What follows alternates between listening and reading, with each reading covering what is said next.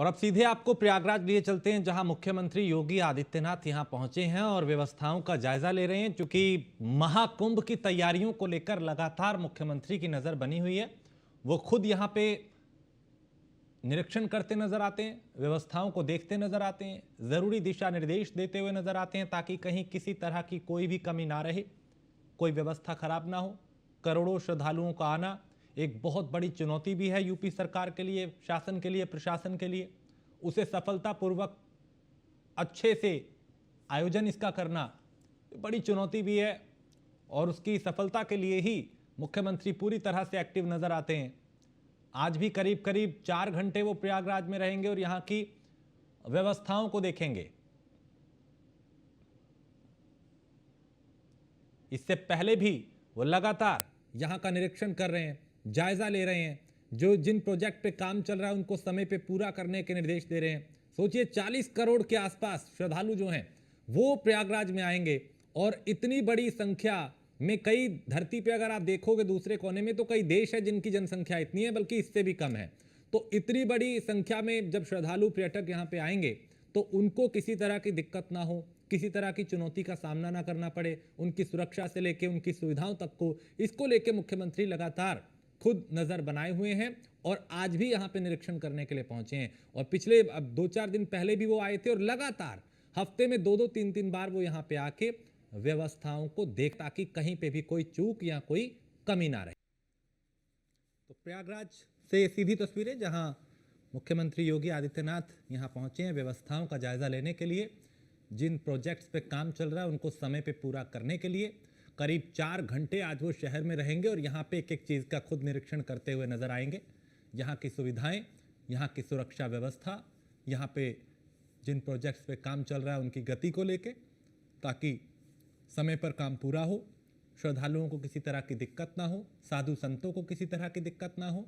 Tent की व्यवस्था, रहने की व्यवस्था, शौचालयों की व्यवस्था, सफाई की व्यवस्था, सुरक्षा की व्यवस्था, उन तमाम चीज़ों को खुद देखते हुए मुख्यमंत्री नजर आएंगे। और यहाँ पे अभी वो निरीक्षण करते हुए नजर आ रहे हैं।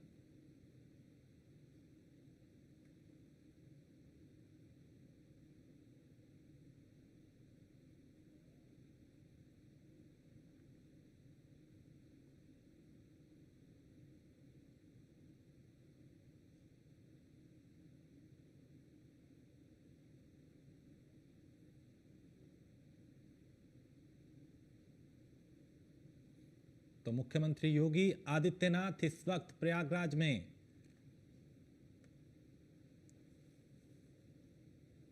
जायजा लेते हुए, निरीक्षण करते हुए, स्वच्छता पे खासा फोकस रहने वाला है कि साफ सुथरा आयोजन हो। भले ही करोड़ों लोग आए, श्रद्धालु आए, साधु संत आए, लेकिन सफाई प्राथमिकता है। स्वच्छ कुंभ, महाकुंभ का ये महाआयोजन, जिसमें करीब 40 करोड़ लोग यहां पे आएंगे, श्रद्धालु यहां आएंगे, उन्हें किसी तरह की दिक्कत ना हो, उनकी सुविधाओं को ध्यान में रखते हुए आवागमन में दिक्कत ना हो, सुरक्षा में कमी ना रहे, व्यवस्थाओं में कमी ना रहे, सुविधाओं में कमी ना रहे, इसको लेकर खुद मुख्यमंत्री लखनऊ से भी मॉनिटरिंग करते हैं और वक्त आने पर प्रयागराज भी पहुंच जाते हैं। खुद व्यवस्थाओं को देख रहे हैं, निरीक्षण कर रहे हैं, क्या रोड मैप रहेगा, किस तरह की व्यवस्था रहेगी, क्या रूट मैप रहेगा, ताकि कहीं किसी तरह की दिक्कत ना हो।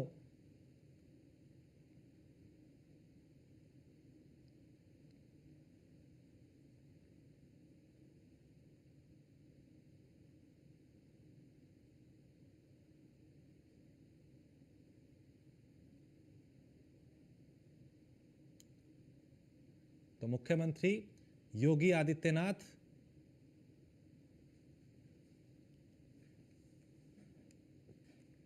यहां पे खुद निरीक्षण करते हुए करीब 4 घंटे आज वो प्रयागराज में रह के खुद व्यवस्थाओं को देखते हुए नजर आएंगे। और एक मॉडल तैयार किया गया कि कैसा रोड मैप रहेगा, कैसी व्यवस्था रहेगी और उसे कैसे हैंडल किया जाएगा, कैसे उसे संभाला जाएगा, ये उसके माध्यम से समझाने की कोशिश की गई।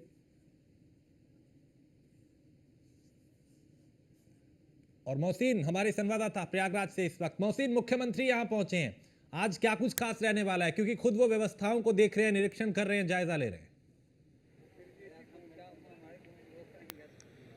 देखिए राजेश, मैं आपको बता दूं कि मुख्यमंत्री योगी आदित्यनाथ 11:55 पर प्रयागराज पहुंच गए थे और सबसे पहले उन्होंने नैनी में देश के सबसे पहले बायो सीएनजी गैस प्लांट का शुभारंभ किया है, क्योंकि ये जो बायो सीएनजी गैस प्लांट बन रहा है ये प्रयागराज के लिए एक बहुत बड़ी सौगात है। और ख़ासतौर से महाकुंभ 2025 के मद्देनज़र अगर हम बायो सीएनजी गैस प्लांट को देखते हैं तो निश्चित तौर पर यहाँ के लोगों के लिए एक बहुत बड़ी सौगात, एक बहुत बड़ी सुविधा मुख्यमंत्री योगी आदित्यनाथ ने दी है, क्योंकि इस बायो सीएनजी गैस प्लांट के दूसरे चरण का काम पूरा होने के बाद में तकरीबन 45,000 घरों को प्रतिदिन जो है ईंधन उपलब्ध होगा। उसके अलावा 35,000 कार जो होंगी जो सीएनजी से संचालित होती है उसका फायदा भी इस बायो सीएनजी गैस प्लांट से मिलने वाला है। तो कुल मिलाकर मुख्यमंत्री योगी आदित्यनाथ यहाँ पर पहुंचे हैं। सबसे पहले उन्होंने बायो सीएनजी गैस प्लांट का शुभारंभ किया, उसके बाद वो कुछ एक जगह का स्थलीय निरीक्षण भी कर सकते हैं जिसमें संगम घाट भी शामिल है। उसके अलावा वो ठीक उसके बाद में यहाँ पर ट्रिपल आईसी पे पहुंचेंगे। जिस वक्त जहाँ मैं मौजूद हूँ यहाँ पर तमाम जो सुरक्षा व्यवस्था है वो चाक चौबंद कर दी गई है, क्योंकि मुख्यमंत्री योगी आदित्यनाथ यहाँ पर तकरीबन 2 घंटे तक पुलिस प्रशासनिक और महाकुंभ क्षेत्र से जुड़े हुए तमाम अधिकारियों के साथ बैठक करेंगे, तमाम बिंदुओं पर चर्चा करेंगे। इसी ट्रिपल आईसी में यहाँ पर बैठक होनी है। यहाँ पर जो है 3 लेयर की बैरिकेडिंग कर दी गई है। अब किसी भी वाहन को अंदर जाने की इजाजत नहीं है और ना ही कोई किसी बाहरी व्यक्ति को अब यहाँ पर कोई पैदल निकल सकता है। दरअसल सुरक्षा के लिहाज से इस पूरे रास्ते को चाक चौबंद सुरक्षा व्यवस्था के बीच में बंद कर दिया गया है और मुख्यमंत्री योगी आदित्यनाथ खासतौर से 3-4 पहलुओं पर ज्यादा चर्चा कर सकते हैं। उसमें सबसे महत्वपूर्ण राजेश यह है कि जिस तरह से महाकुंभ को अध्यात्म के साथ आधुनिकता से जोड़ा जा रहा है तो उसमें आधुनिकता को लेकर जितने भी चीजें इस्तेमाल की जा रही, जो हाईटेक टेक्नोलॉजी का इस्तेमाल किया जा रहा है, उस टेक्नोलॉजी पर चर्चा होगी, जिसमें सबसे महत्वपूर्ण होगा एआई टेक्नोलॉजी, जिसके जरिए जो खोया पाया केंद्र को यहाँ पर स्थापित किया गया है उसे किस तरह से संचालित किया जाएगा, उसमें किसी तरह की कोई दिक्कत ना आए, क्योंकि एआई टेक्नोलॉजी के जरिए इस बात की तस्दीक की जाएगी कि अगर कोई महाकुंभ में अपनों से बिछड़ जाता है तो उसे एआई टेक्नोलॉजी के माध्यम से उससे मिलवा दिया जाएगा। इसके साथ ही साथ सबसे महत्वपूर्ण ये होगा कि जिस तरह से यहाँ पर घाट तैयार किए गए हैं उन घाट के आसपास में इस बार सबसे बड़ी बात यह है राजेश की यहाँ पर जो हाईटेक टेक्नोलॉजी के साथ में जो कॉटेज है, जो रिसोर्ट है, या उसके अलावा जो पानी के ऊपर खासतौर से हमने देखा था कि यमुना तट पर जो है पानी के ऊपर रिसोर्ट तैयार किए गए हैं, क्योंकि मुख्यमंत्री खासतौर से इस बात पर बड़ा ध्यान देते हैं कि जितनी भी इनोवेटिव चीज़ें हैं उन इनोवेटिव चीज़ों को आगे प्रोत्साहित किया जाए और यही वजह है कि उन पर भी चर्चा होगी, क्योंकि सुरक्षा एक बहुत बड़ा महत्वपूर्ण पहलू है। और ये पहली बार होगा कि महाकुंभ में पहली बार अंडर वाटर ड्रोन का इस्तेमाल किया जाएगा। तो उस अंडर वाटर ड्रोन को लेकर किस तरह की प्रक्रिया रहेगी और किस तरह से उसे इंट्रोड्यूस किया गया है, इसकी पहले ही टेस्टिंग कर ली गई थी, उसके बारे में भी आज मुख्यमंत्री योगी आदित्यनाथ को ब्रीफिंग की जाएगी, क्योंकि अंडर वाटर ड्रोन जो है उसके जरिए अब पानी के भीतर भी निगाहबानी की जाएगी। क्योंकि जिस तरह से लगातार महाकुंभ को लेकर हम देख रहे हैं कि लगातार जो धमकियां भी मिल रही हैं उसके मद्देनजर जो है वो पूरी तरह से शासन और प्रशासन महाकुंभ को सकुशल संपन्न कराने के लिए पूरी तरह से अलर्ट मोड पर है। तो यही वजह है कि न केवल जमीन से लेकर आसमान तक इस महाकुंभ 2025 की निगहबानी होगी, बल्कि पानी के भीतर से भी इसकी निगहबानी की जाएगी। तो कुछ ही देर का इंतजार है, मुख्यमंत्री योगी आदित्यनाथ का काफिला यहाँ पर पहुंचेगा और यहाँ पर वो अधिकारियों के साथ बैठक करेंगे। उसके बाद में वो तमाम उन पहलुओं पर बातचीत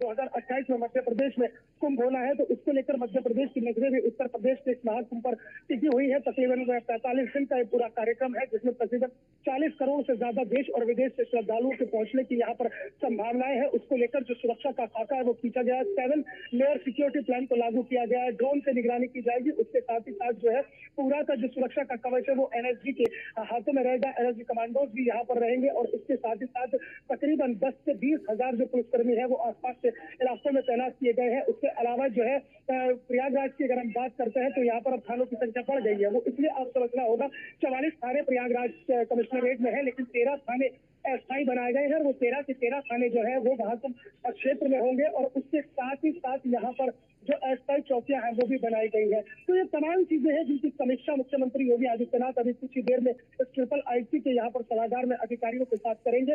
अब उनके आने का इंतजार है और जिस तरह की जानकारी निकल कर आ रही है कि कुछ ही देर का इंतजार है, मुख्यमंत्री योगी आदित्यनाथ का काफिला राजेश यहाँ पर पहुंचने वाला है और जो सुरक्षा के इंतजाम है मुख्यमंत्री योगी आदित्यनाथ के दौरे को लेकर वो भी पूरी तरह से चाक चौबंद है। क्योंकि प्रयागराज में ये जो महाकुंभ होने जा रहा है इसको लेकर उत्तर प्रदेश की योगी सरकार पूरी तरह से एक मुस्तैदी के साथ लगी हुई है। एक एक चीज की मॉनिटरिंग मुख्यमंत्री योगी आदित्यनाथ खुद कर रहे हैं और यही वजह है कि पिछले 1 महीने की अगर हम बात करते हैं तो मुख्यमंत्री योगी आदित्यनाथ जो है तकरीबन यहाँ पर 3 से 4 अपने दौरे कर चुके हैं। उनका 5वां दौरा है जो आज वो यहाँ पर पहुंचे। एक बड़ी सौगात प्रयागराज के लोगों को दी है। उसके बाद में अब ये बैठक और इसके बैठक खत्म होने के बाद मुख्यमंत्री योगी आदित्यनाथ यहाँ से फाफा मऊ पहुंचेंगे और फाफा मऊ पहुंचने के बाद जो एक महत्वाकांक्षी परियोजना है प्रदेश सरकार की स्टील ब्रिज की, उसका भी निरीक्षण करेंगे। स्टील ब्रिज लगभग ये है कि वो बनकर तैयार हो चुका है, तो उस स्टील ब्रिज के बनने से फाफा मऊ से जो कनेक्टिविटी है वो भी बहुत नजदीक हो जाएगी। राजेश, तो तमाम पहलू है, चाहे वो विकास की बात करें, चाहे अध्यात्म की बात करें, चाहे आधुनिकता की बात करें,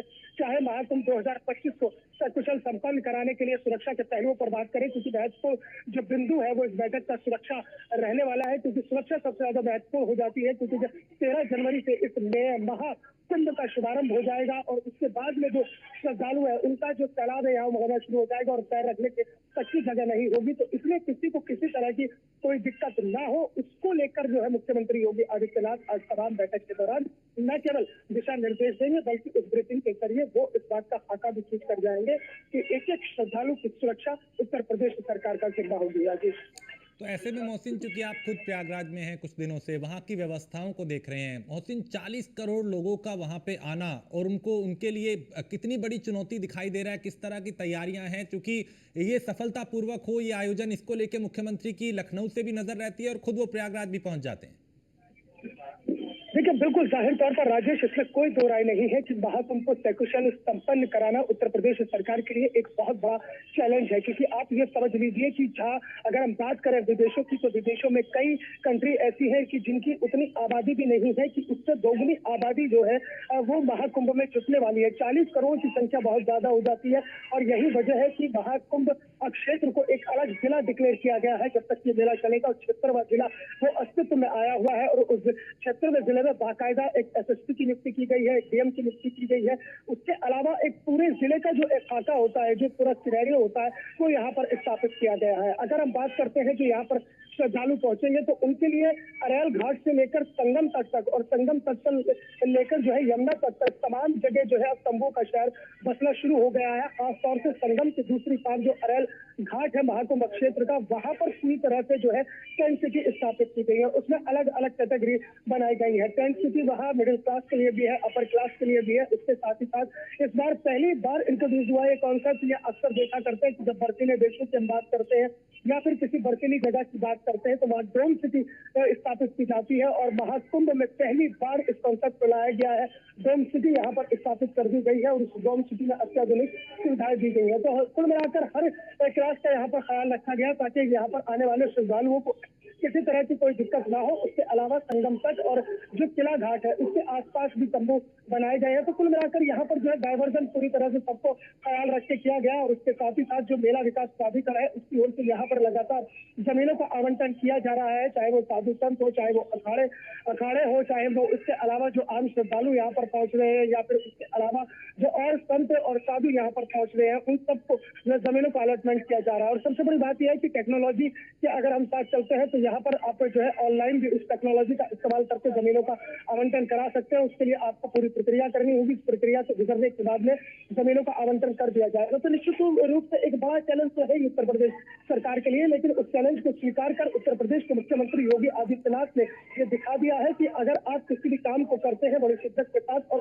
पूरी कार्य योजना को तैयार करते हैं ग्राउंड पर, तो फिर कोई भी कार्यक्रम जो होता है वो पूरी तरह से अपनी सफलता की ऊंचाइयों को छूता है। यही वजह है कि मुख्यमंत्री योगी आदित्यनाथ न केवल लखनऊ से इस पूरे मुद्दे पर नजर बनाकर रखते हैं बल्कि वो लखनऊ के बाहर भी लगातार कभी प्रयागराज में होते हैं तो भी वो इन तमाम बिंदुओं पर चर्चा करते हैं। और सबसे बड़ी बात यह है कि लखनऊ से बैठे हुए वो एक एक चीज की मॉनिटरिंग करते हैं और हर शाम को जो है वो यहाँ के अधिकारियों से ब्रीफिंग लेते हैं कि किस तरह की व्यवस्थाएं चल रही है, किस किस ग्राउंड पर क्या काम हुआ है। क्योंकि अरैल घाट का जो पिछला हिस्सा है और संगम तट से जाकर मिलता है, क्योंकि जहाँ गंगा और यमुना का मिलन होता है वही संगम क्षेत्र कहा जाता है। संगम तट की अगर बात करते हैं तो वहाँ पर जो चक्र पेड़ है उन्हें लगाने का काम अंतिम चरण में चल रहा है। चक्र पेड़ यानी कि राजेश, क्योंकि यहाँ पर रेतीली जगह है तो चक्र पेड़ एक लोहे की टीन शेड टाइप का होता है, तो उससे जो है रास्ते को सुगम बनाया गया है कि अगर बारिश भी हो जाती है या मौसम खराब होता है तो उस चक्र के जरिए ना तो पैदल चलने वाले लोगों को कोई दिक्कत होगी, ना कोई वीवीआईपी या वीआईपी की अगर किसी गाड़ी की एंट्री होती है तो वो गाड़ी की एंट्री भी आसानी से हो पाएगी। तो कुल मिलाकर जो एक पूरी एक तैयारी है